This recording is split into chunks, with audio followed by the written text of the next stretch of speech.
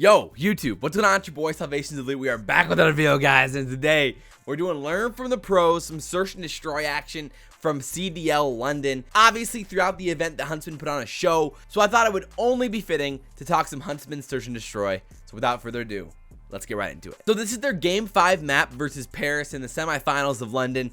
Obviously, this was a hot 6-0 from the Huntsmen. From the start, they looked dominant, and basically all of them played a flawless search and destroy overall just to take it to Paris.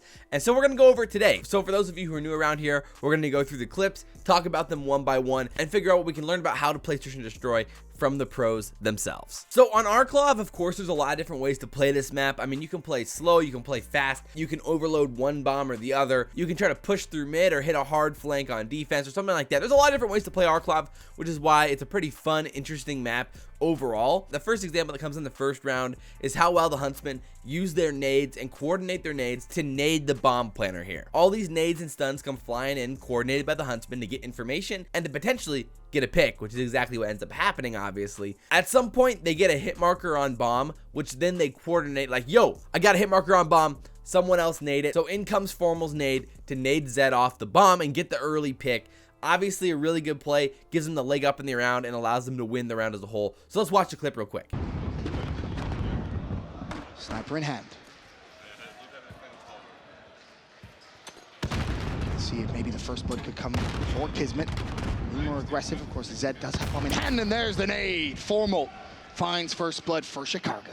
Nice first blood. That means you're going to be necessary to try to get this response. I think just a lot of amateur teams end up wasting their nades or don't use their nades effectively whatsoever. So either you're wasting them too early in the round, pre-nading too often, which of course pre-nading is a good strategy and like is an effective tactic. If you use it sporadically throughout a series, it can be extremely effective. In a situation like this where they throw a stun and get a hit marker on bomb or throw a nade and get a hit marker on bomb, that's why it's so crucial to be able to save some of those nades sometimes and get those crucial picks early in rounds. So this next clip is actually just a little bit later in the round. This is just, again, more good equipment use from the Huntsmen. So here we're going to see how Scump uses his stun to clear out ravine. So they're not sure if there's another guy in ravine or not. They had got a few picks in that area, but they weren't sure if another one was pushing up because they had no actual eyes on it. And so what Scump does is he uses the stun to get that information, and then he positions himself correctly for them to be able to get the picks and win the round. So let's check it out. Fine, but Gunless shreds him and takes him down. So that now is a 5 versus 3 for Chicago Huntsmen. Scump looking to maybe find one more pick. Of course, Paris Legion are on the attack here. So they still need to get that bomb down. It is fallen by the A site. Of course, you'll see it right there, the indicator. Arcitys, his CoD senses, maybe tingling. Let me find the pick to potentially close this round out. Well, he's gonna get it. Dens jumps, and Arcitys makes him pay. Kismet also falls. A flawless, or almost flawless round from Chicago. You just had to say it, Ben. I did. You had to jinx him at the worst, well, not the worst possible. So you can see how that stun allows them to play patiently because they know where they are. They're dialing in, just looking down the barrel, waiting for the opportunity to pounce. And it just worked out well because they had somebody watching flank. They would know if they tried to rotate. They didn't have to worry about that. So they set up very effectively, very well as a team. And obviously it worked in their favor for them to win the round. So the next clip is in round 2. The Huntsmen are in a tough situation here. Bomb goes down early. They're down 5-4. But what's important to pay attention to here is how they pushed through mid to put pressure on Paris. And so Paris' setup is kind of weird here. Not an ideal situation for them as a whole, considering they had one sitting top B. It just doesn't end up working out for them because they're not in a perfect position to be able to trade kills, which is definitely what their problem ends up being here. So what the Huntsmen do really well here is they take what Paris is giving them. So they realize, okay, there's nobody in mid. Both of us are going to hit mid hard, go for A, and collapse at the same time. And they time it up perfectly, able to get 2 picks very quickly in succession, which then frees them up to win the round. So overall, fantastic play from Huntsmen. Let's check it out. Destroys as Luke almost finds himself that first blood. A little unlucky there. Not to get it, but Shocks will find first blood, and it's Gunless that falls. And no one's repeaking Luke again anytime soon, unless it's going to be out or pit.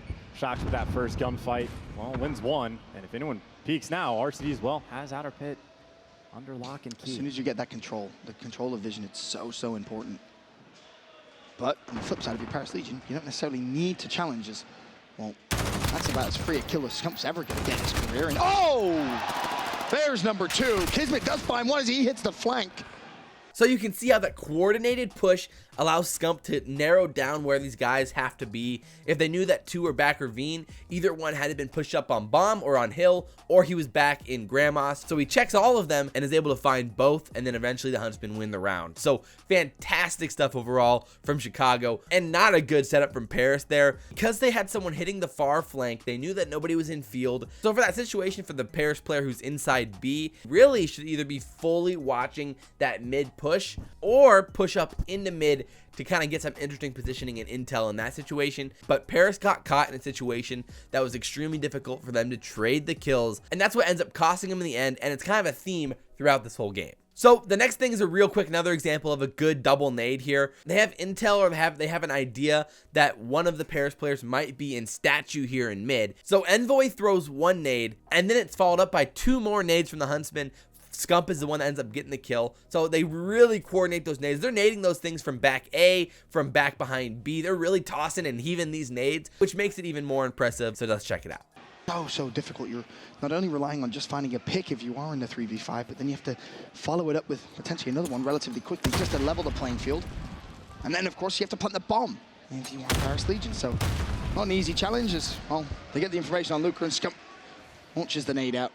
Another pick for him. So the next clip is another just bad example from Paris. Learn from your mistakes, as you always say, you know. So Paris does not capitalize on their man-up advantage here. They play in 1v1 situations. So if you guys watched the video I put up of Rambo's Search and Destroy breakdown, he talks about this stuff really, really well and effectively, but we'll try to go through it here. So it's a 5v3. Paris is up by 2 men.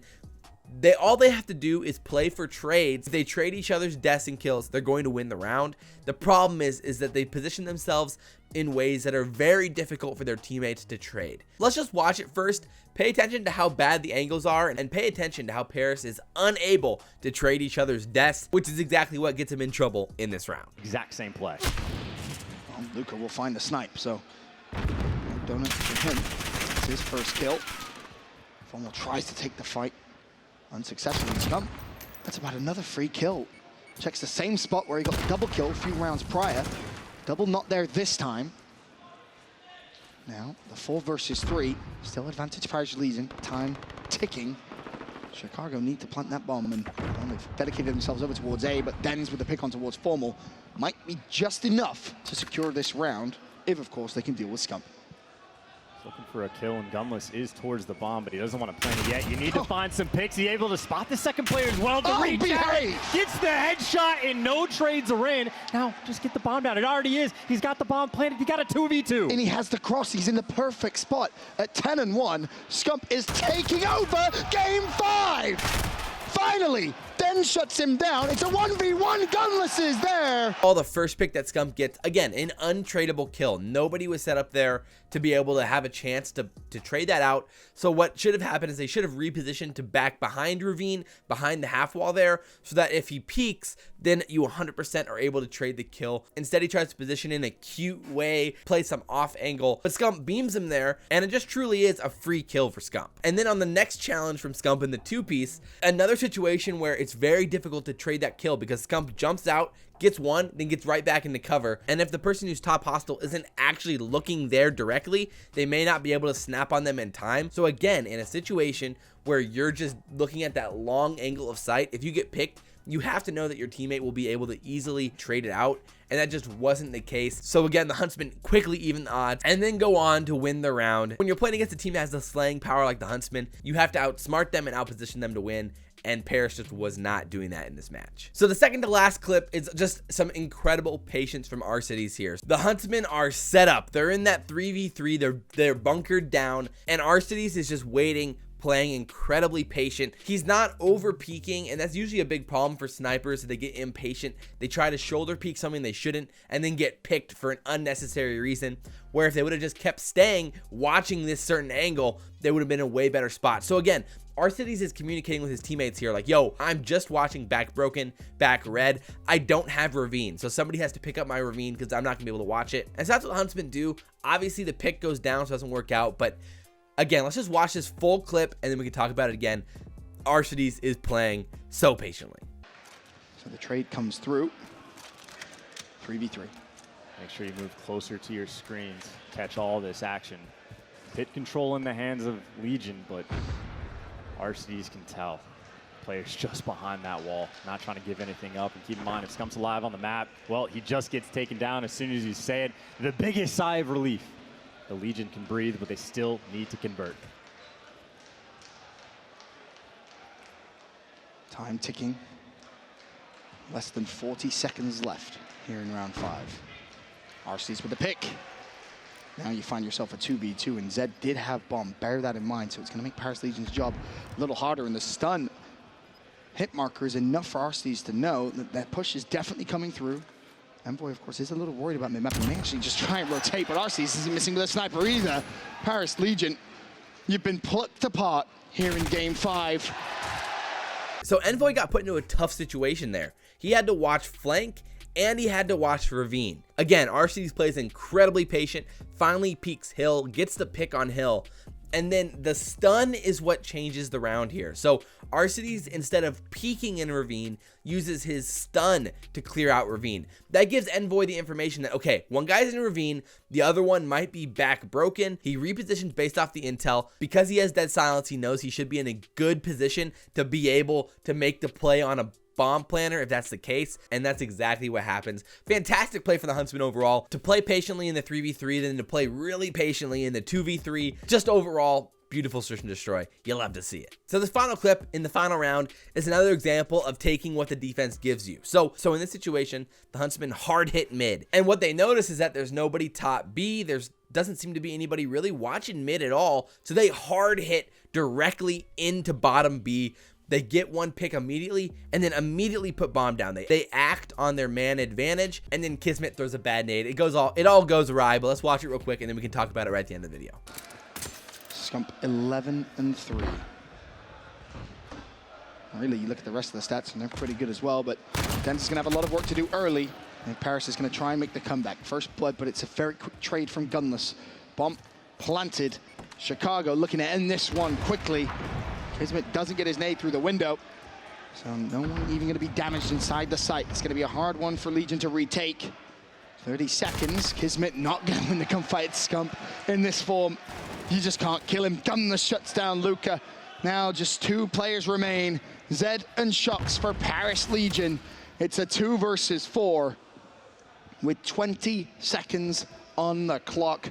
Chicago have set up perfectly. Now it's down to Zed. The 1v3 slides across.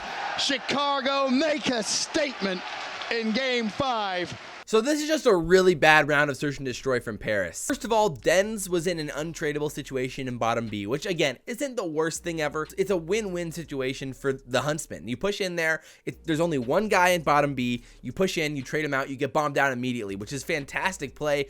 Just textbook search and destroy. Then Kismet unfortunately messes up his nade. Then Kismet shouldn't have pushed window that quickly. He should have waited for a more coordinated push with his teammates there. He got antsy, he got impatient, even though he didn't have to because they had enough time on the clock still to make a play. So he solo challenges, then Luca solo challenges. There's no trade to come in there either. So overall, just really bad search and destroy play from Paris. This is just nothing about this is textbook. In that situation, you should have had Kismet waiting to be able to collapse together as a team. And even if Kismet dies there, Luca and one of his teammates should have pushed in at the same time or a similar time to get their trades. Overall, very poor search and destroy play from Paris. Not what you want to see on the main stage in the semifinals. So I hope you guys enjoyed the video, and I hope you guys learned something. If you guys did, like, comment, favorite, subscribe. I really do appreciate it. And as always, guys, I'm your boy SalvationsElite, and we'll see you next time. I'm out.